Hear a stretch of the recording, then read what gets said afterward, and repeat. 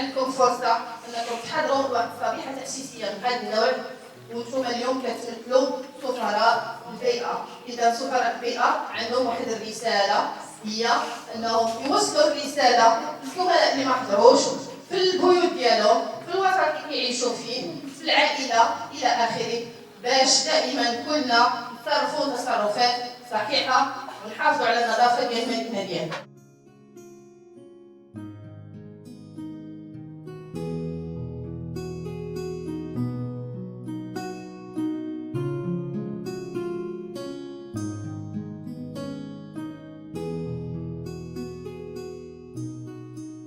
نظمت شركة ميكومار بشراكة مع جماعة طنجة ومقاطعتي طنجة المدينة وسواني حملات للتوعية والتحسيس بأهمية المحافظة على بيئة سليمة بالمؤسسات التعليمية، تهدف إلى نشر قيم بيئية في صفوف الناشئة بغرض غرس ثقافة أهمية الحفاظ على التوازن الإيكولوجي، فضلا عن الطرق المثلى للتخلص من النفايات، حتى يتمتع سكان الأحياء بشوارع نظيفة تقيهم من التلوث البيئي، نظرا لخطورته على الصحة من جهة وتشويه المنظر العام من جهة أخرى.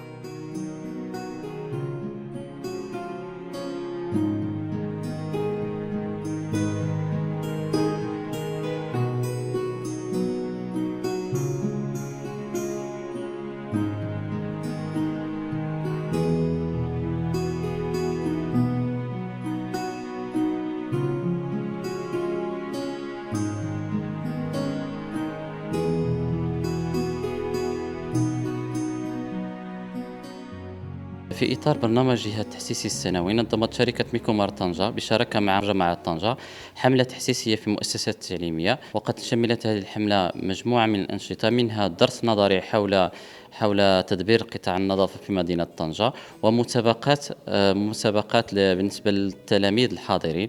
وقد شهدت هذه الحملة استحسانا من لدن الأطر التربوية ولا من التلاميذ. الهدف من هذه الحملة هو ترسيخ الوعي البيئي لدى الفئة الناشئة، ومن أجل تمريرها إلى الآباء والأمهات من أجل الحفاظ على النظافة ديال المدينة والبيئة بصفة عامة. في إطار بيئة سليمة، نظمت مدرسة أبي هريرة بتنسيق مع شركة ميكومار طنجة وبتنسيق مع جامعة طنجة يوما تكوينيا لفائدة مجموعة من التلاميذ مدرسة أبي هريرة، قصد تحفيزهم وتحسيسهم بأهمية النظافة والعمل التي تقوم به شركة ميكومار طنجة.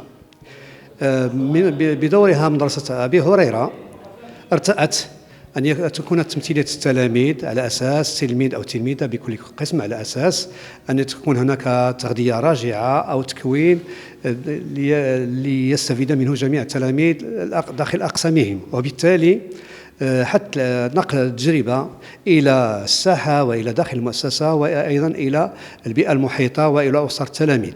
أشكر شركة ميكومار طنجة على هذه الحصة الممتعة، واستفدت واستمتعت كثيرا، وأشكر السيد مدير المؤسسة وجمعية أمهات وآباء مدرسة أبي هريرة على هذه المجهودات التي يبذلونها من أجل أن نستفيد. أود أن أشكركم على هذه الحملة الوطنية التحسيسية للمحافظة على بيئتنا وللمحافظة على نظافة مدينتنا الجميلة طنجة. لقد استفدنا كثيرا في هذه الحصة الجميلة، استفدنا على قيم للمحافظة على مدينتنا الجميلة.